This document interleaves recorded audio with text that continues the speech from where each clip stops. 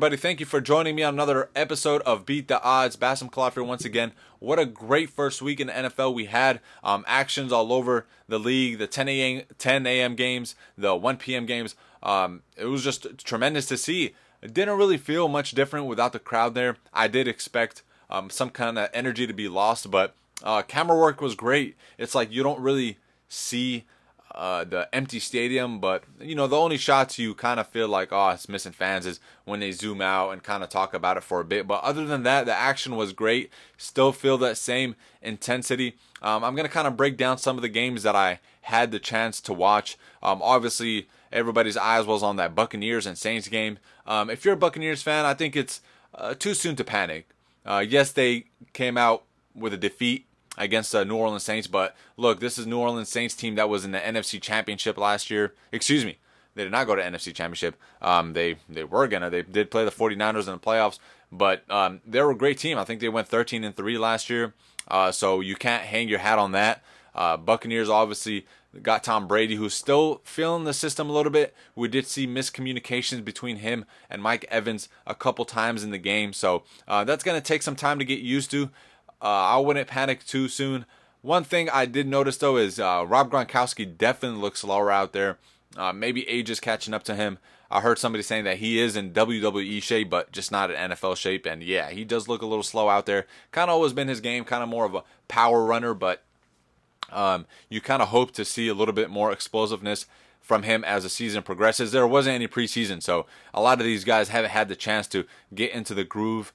But yeah, if you're a Buccaneers fan, don't panic too much, especially the way the other teams in the division performed. The Atlanta Falcons completely got destroyed by Russell Wilson and the Seahawks. They did not do anything to contain him. He had 4 touchdowns on the day, I think over 400 yards. Just had a field day with him there. And then Carolina Panthers really struggled against the Oakland Raiders, who don't have the most explosive offense in the league, but they still allowed 34 points. So if you're a Buccaneers fan, just relax a little bit. You will be okay. Just week 1, still got 15 more games to go, so a lot of NFL left. But on the Saints end, they do look pretty sharp once again. Obviously, with the addition of Emmanuel Sanders, I think he's a perfect fit for them. That's kind of what they needed, was a little slot receiver.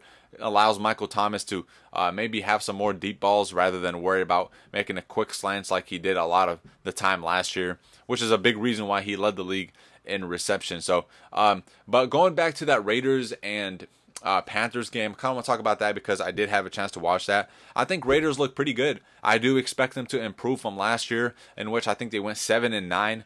This year I could see them either going 8-8, 9-7, maybe slip into that wild card spot because they're not going to win the division as long as the Chiefs are there.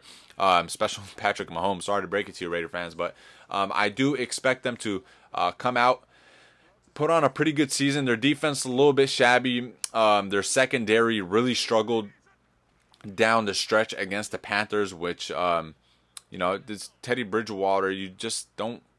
He's just coming on, starting his first game with the Panthers, and they made it look like he's been starting for the last 5 years or so. But I think if you're a Raider fan, you got high hopes with the offense, especially with Henry Ruggs III. He looked tremendous despite the injury he dealt with. I think he looks great out there. Obviously, the fastest rookie this year.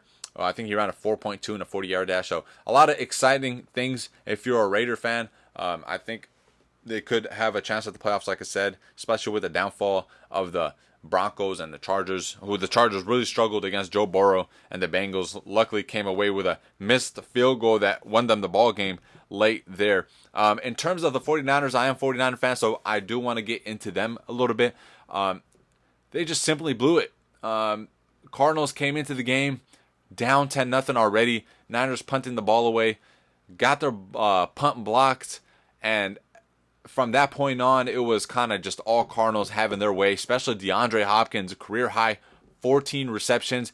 Did not expect that kind of performance from him, especially in the first game. You expect some kind of lack of chemistry, but he put on a hell of a performance. 14 receptions, 151 yards. He just had his way. Especially, I think it was that touchdown he had. Literally nobody was guarding him. I don't know what kind of defense the Niners had out there, but especially their defense, who performed really well last year, you kind of get worried to see how do you slip up on situations like that. He went right down the middle of the field, which is kind of the Niners' strong suit. Their linebackers, Fred Warner, Quan Alexander, those are the guys you expect to make those plays to stop them. But Kyler Murray had his way on the ground too. I think he rushed over 70 yards or so. He was running on them, and they did get to him a couple times, but great performance by them. Got to give them all the credit. 49ers just kind of gave that one to them, though. They really had their chances to put that ball game away early. Jimmy Garoppolo really struggled. Yes, he doesn't have his top receivers right now, but there's some plays where he had guys wide open. He just couldn't get the ball to them. Either not complete the pass or just not throw a ball at all. He needs to be quicker on his decisions. You know, I'm not a quarterback. I don't see what's going on out there, but from what I'm seeing is he's holding on to the ball too long, taking too long to make decisions, and he's kind of too one-dimensional. He's one-dimensional right now. He thinks about a receiver, play starts, and that's who he's targeting. You can't do that in this league. You have to be quick on who you're deciding to throw the ball to. You got to be able to change your mind, adapt to what the defense throws at you, and he's kind of just lacking that right now. We can't give him the experience excuse much longer, especially with the way this game is just, evolving quicker and quicker. Nick Mullins is ready. He's ready. So if Jimmy keeps slipping up, Kyle Shanahan might have no option but to give Mullins that try. Like, go ahead, man. This team is yours. Go ahead and see what you can do out there. So I don't want to get too much into that. I'm just a little upset about that loss. So I do want to stop my NFL talk here. If you guys want to see me break down any team or any game, just please let me know. Comment below. Tweet at me at BeatTheOdds365. You know where to find me. So kind of want to keep this short. I am going on 7 minutes on NFL. So let's go ahead and cut it right here. I do want to talk some NBA for a little bit just because we do have an important Game 7 coming up in the Western Conference semifinals. So without further ado, let's go ahead and talk some NBA action. I can't believe we're saying this, but we are going to a Game 7 between the Clippers and the Denver Nuggets. How amazing is that? Clippers up 16 points, 2 games in this series, blew both of them. Kawhi Leonard, interestingly, got asked, did you guys choke? He said, no, we just went cold. And from what I know, Kawhi is, you simply choked. That's just how it works. I don't like him trying to turn it around saying we went cold. Like, man, you have a 16-point lead with a team of your caliber, with that star power, that those dogs on your team like Pat Bev and Montrezl Harrell and Marcus Morris and Kawhi, obviously, Paul George. These guys should be able to put away a game if you're up 16 points to a team like the Denver Nuggets, who are full of young guys who are still making their way in the NBA, and you guys blow a lead like that 2 times. 2 times. If you're a Clippers fan, you should absolutely feel ashamed of your team. The fact that you are going to a Game 7 now puts so much pressure. Jokic did say the pressure's not on them, it's on the Los Angeles Clippers, and he's absolutely correct. The Nuggets have no pressure. They have come back 3-1 once, and they won it. And now they come back 3-1 once again. And for them to even do that is spectacular itself. So if they don't come away with a victory, that's, it's still kudos to them for them putting up a fight against a team like the Clippers. So, and as we know, anything happens in Game 7. You can have the better team, you can have the better player, you can have all the superstars in the world. Game 7 is a different breed. Guys come out and perform well. Guys choke. We've seen it all. One thing, if you're a Clippers fan, look forward to is you do have Kawhi Leonard. He's been in this situation throughout his whole career, especially at the age of, I think he's 29 or 30. It seems like he's been in all the clutch moments. So, you don't have to panic if you're a Clippers fan, but going to Game 7 is pretty worrisome. So, yes, kind of contradicting saying don't panic, but it is worrying.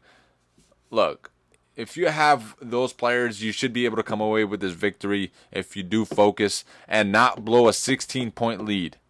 With that being said, if the Clippers do advance to the Western Conference Finals, but they've been performing the way they did against the Dallas Mavericks, blowing all those leads against them, and now blowing leads against the Denver Nuggets, you cannot do that to a Los Angeles Lakers team because you won't even have a chance to blow a lead.